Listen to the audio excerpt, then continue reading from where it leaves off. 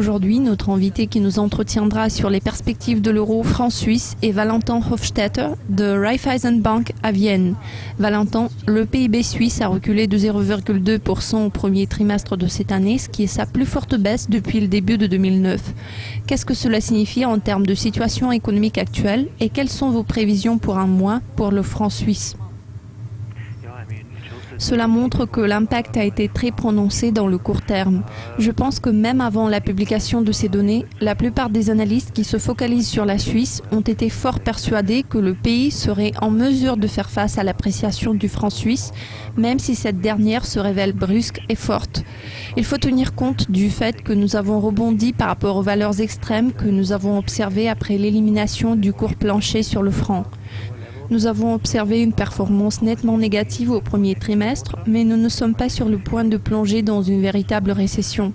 Nos prévisions de croissance pour cette année restent à la marque de 0,9% sur une base annuelle.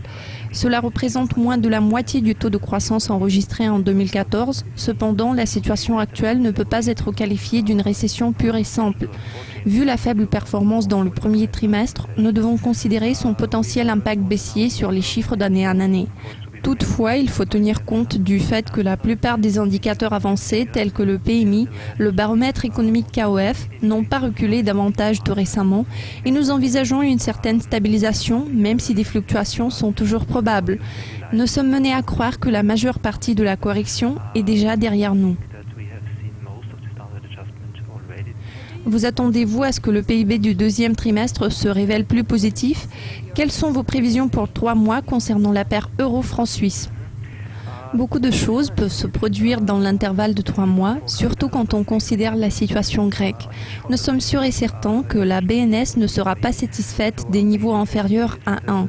Ce niveau n'est pas aussi strict que la marque précédente. Par conséquent, nous pourrions passer en dessous de ce niveau dans le court terme, s'il y a des problèmes majeurs dans la zone euro. En l'occurrence, si la Grèce quitte l'euro, nos prévisions ne seront plus valides et nous devrons faire face à des niveaux beaucoup plus faibles dans les 6 prochains mois par rapport au niveau actuel.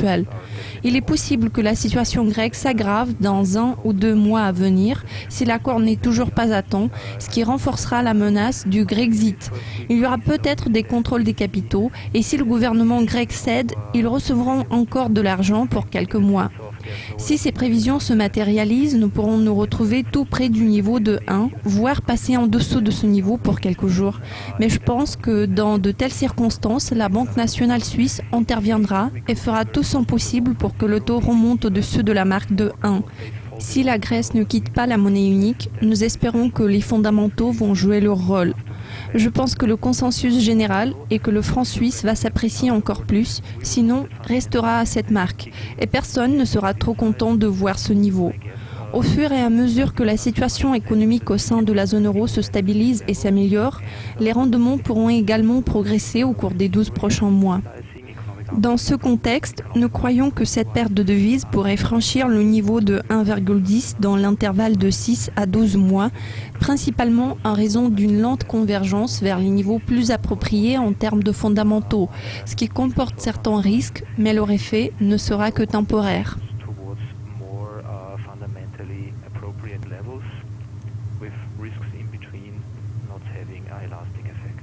La Banque nationale suisse a fait valoir qu'elle interviendrait sur les marchés d'échange si nécessaire pour maintenir le franc suisse sous contrôle. La monnaie s'est changée à 1,0340 contre l'euro à 8h30 du matin à Londres vendredi. À quel niveau voyez-vous cette perte dans 12 mois ? À vrai dire, nous nous attendons à de nombreuses surprises de la Suisse et nous tablons sur une stabilisation graduelle qui pourrait être positive pour le franc suisse, mais c'est déjà pris en compte dans nos prévisions. Le principal facteur est l'évolution de la situation dans la zone euro, qui sous-entend le maintien du statut de membre par la Grèce. Le Grexit se présente comme le plus grand risque baissier pour la paire euro-franc parce que la BNS ne pourra pas intervenir tout le temps pour garder le franc au-dessus du niveau de 1. Le Grexit pourrait signifier une baisse instantanée et très considérable pour une période indéterminée.